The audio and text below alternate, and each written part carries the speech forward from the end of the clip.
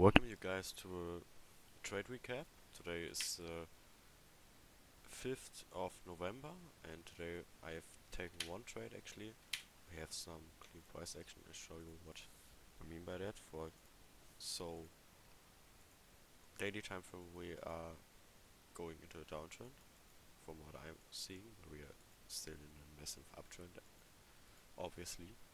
4 hour is in a downtrend, but what made me bullish today, or what gave me some bullish confirmation, is that we close above that 4 hour fair value gap. First of all, we should be marking the last 2 or 3 opening range gaps out. So I did that. This is the opening range gap of yesterday. Today it's not such a big one. We filled that weekly imbalance here, the weekly opening gap, but I used it today as well a bit. So we can see that we have swap liquidity here. It was basically like turtle soup. Then we had this, also turtle soup. Or I think people call it turtle soup. Actually, for me, it's just a liquidity sweep with a break of stock graph or change in state of delivery following, followed by a internal liquidity sweep and with a value gap on the higher time frame. Did it. Yeah. So now we see market opens at 10 a.m. We had news, so I didn't trade before that. Now we see massive up candles. Am I interested in participating in here? No. I've learned from my mistakes. I don't want to participate in that. I wait for what's called turtle soup, or what I understand turtle soup for. So we get an internal liquidity sweep followed by a change in the state of delivery inside of a fair value gap after a higher time frame liquidity sweep, which leads to us going to higher time frame buy side or in the opposite direction. Yeah, so I've been here around. I saw that. First of all, I saw that. Now, why didn't I enter here? Because I didn't saw any displacement through any of this. It was just a mess, so I didn't participate in that. Then I waited and I saw, oh, we sweep again. And then I saw 3 green or white candles displacing through that, and on the 15th second we've just placed through that. Also, why did I mark out this survey gap? Because I watched a video last time from ICT and I'm not sure if I understood it right, but if I did, so it showed us, for example, if you have a gap or something and you have the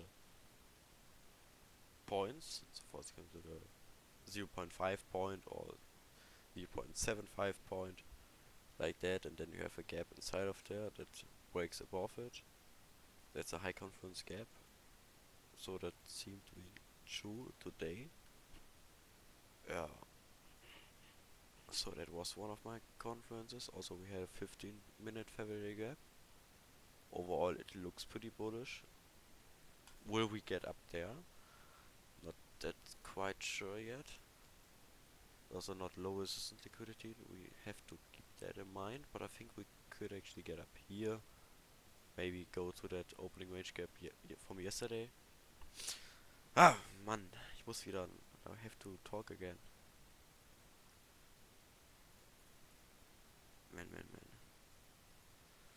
But who knows? Yeah, so right now it looks like my trade goes into the right direction, but I'm out there already because look at it. So I went in here, put my stop below that breaker block. Then we saw that a fair value gap was created. I didn't want to see the fair value gap being invalidated, or I didn't also want to see that fair value gap being touched. I wanted to see that being touched. And yeah, I entered off of here, just off of that candle, because it was an inverse fair value gap on the 30-second and change in state of delivery. So that was enough for me. And then we got up here. I was confident with it. I took 50% of my position off. I wanted to have another take profit right here, which, as you can see, isn't hit.